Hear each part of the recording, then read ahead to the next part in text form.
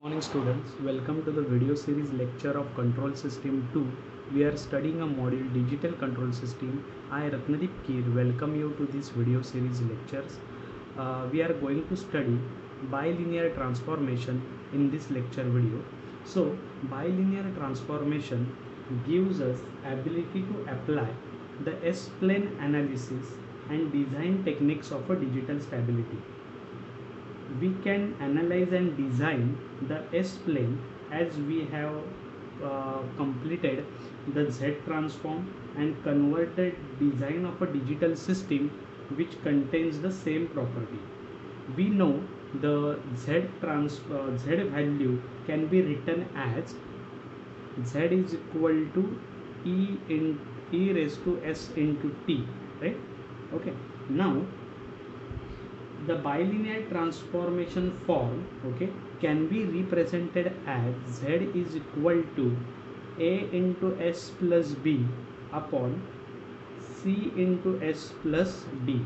Now if I want to represent this in the form, this bilinear transformation which is represented in Z into S, I can write, okay, the S is equal to minus D into Z plus B upon C into Z minus A. So I have to simply take the inverse, right?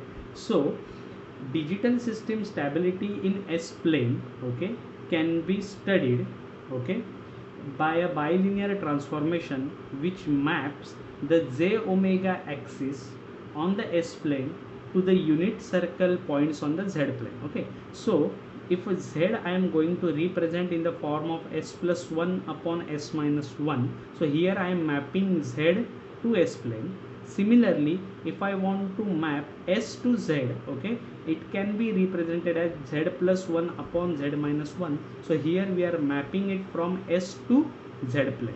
Now to check the stability, okay, we can put S is equal to alpha plus j omega for stability. Okay, so if I put S is equal to alpha for alpha plus j omega t for stability, I can get for alpha is equal to 0, okay, I am getting exactly mod z is equal to 1. Okay, now if I put the value of alpha having value greater than 0, I can get mod z greater than 1, and if I substitute alpha value less than 0, I am getting mod z less than 1. So these are the three conditions for my z. So if alpha is equal to 0, mod z is equal to 1 means I am on exactly on this unit circle, because the radius of this unit circle is exactly 1, right? So if alpha is equal to 0, I am getting exactly points. This point B we have studied, that is when the system is marginally or critically stable. When alpha is greater than 0, okay, mod z greater than 1 means definitely this point lies outside the unit circle, for which your system will be unstable.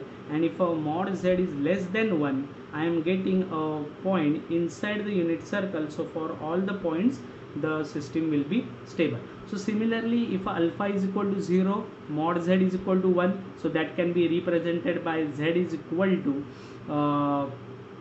alpha plus j omega plus 1, alpha plus j omega minus 1, right?